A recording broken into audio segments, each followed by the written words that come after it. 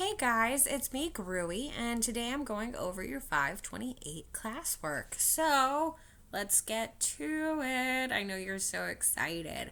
Alright, so our first question today asks you, do you think the PGPD killing affected Coates more than this PGPD killing affected Coates more than the others? Of course, I'm asking about Prince Jones. So, to me personally, I really think that Prince Jones's death affected Coates way more than all of the others. We see him when he gets pulled over and he's reflecting on all of these people that have been killed. And when he reads about Jones's death in the paper, the first thing he thinks about as he's holding his son is that this could have been him. He could have been the one who died. Then, when he realizes it's a Howard student, that affects him more. And then finally, when he realizes it's Jones, it's one of his friends, it crushes him. So, I really personally, would lean towards that this PGPD killing affects Coates more than all of the others because it's someone he knows, it's someone close to his age, and it's another young father just like him. Right? These are all things that I really think make this affect Coates more than all of the others. For questions 2, 3, and 4, we've got to read another section of the text, which I hope you guys did. Question 2 asks, why does Coates not agree with the call to forgive the police officer? Well, we've got a couple reasons here that we could go with. Coates is talking about how he doesn't think that this one single police officer is to blame. He thinks it's more of a system. He thinks all of America really should be blamed for this.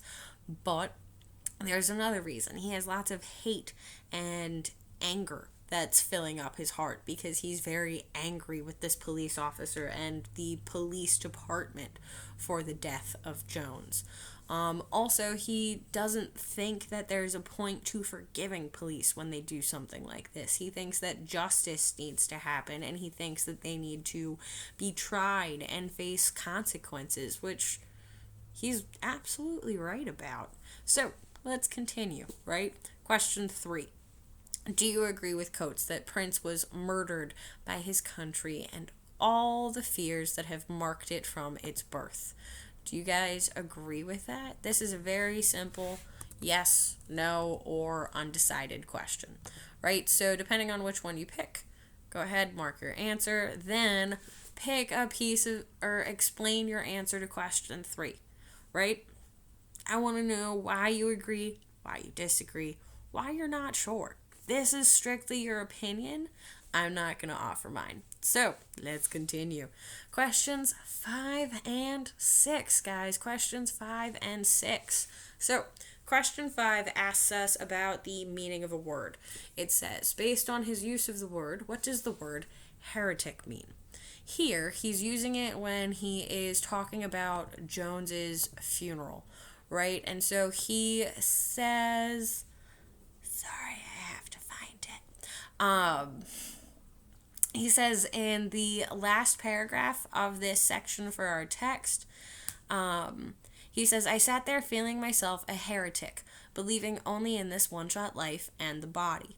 If I go back and I look at that whole paragraph, right, I see he's talking about rejecting a Christian God. So he is rejecting the Christian God. If I'm looking at my answer choices, I would have to go with someone who does not believe in God, right? He's in church and he's feeling like a heretic. So he's feeling like someone who doesn't belong, which also, again, leads me to believe that he is not really believing in God at that moment at Jones's funeral. For question 6, I need to pick the evidence that best supports my answer to question 5. So again, I would probably go with the quote that says, in rejection of a Christian God, I could see no higher purpose in Prince's death. I could also go with, I believed and still do that our bodies are ourselves, that my soul is the voltage conducted through my neurons and nerves, that my spirit is my flesh.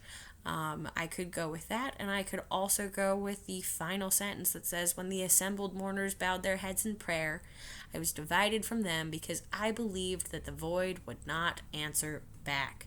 So, ladies and gentlemen, let's move on to question 7. We are going through this so fast. I know the reading was long, but these questions are actually fairly simple for the most part. So keep doing your work. All right, question 7. How does Prince Jones's death affect Coates? Use evidence to support your answer. So, looking at this section of text, we have a few different things that we could go on. We could say that Jones's death motivated Coates to investigate the PGPD. It motivated him to write and become an activist and speak out against what happened to his friend. We could also talk about the fear that it caused in Coates. He spends an entire paragraph talking about his fear of the same thing happening to him that happened to Prince. We could talk about how it makes him really sad because he also spends quite a lot of time thinking about all of what went into raising Prince, making him the good man that he was, or about how it makes him sad when he thinks about Jones's daughter and about how Jones's daughter is going to grow up now without a father, right? So we could talk about all of these things.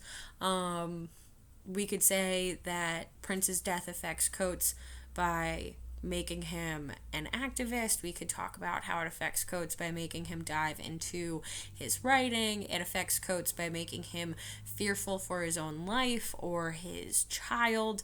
It affects Coates by making him sad, thinking about what was lost for his friend. It makes him sad thinking about what was lost for his friend's child, things like that, right? Let's move on. Question 8. How does Prince Jones's death make Coates understand the violence he faced from his parents? So, Coates very much so explicitly states that I personally understood my father and the old mantra, either I can beat him or the police.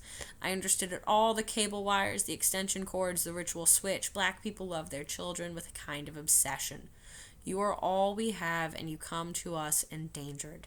I think we would like to kill you ourselves before seeing you killed by the streets that America made. So, I just read to you an excerpt of what Coates wrote. Right in there, he's talking about how, for he himself, right, he now understands why his father and why his mother reached for the belt when he was a child.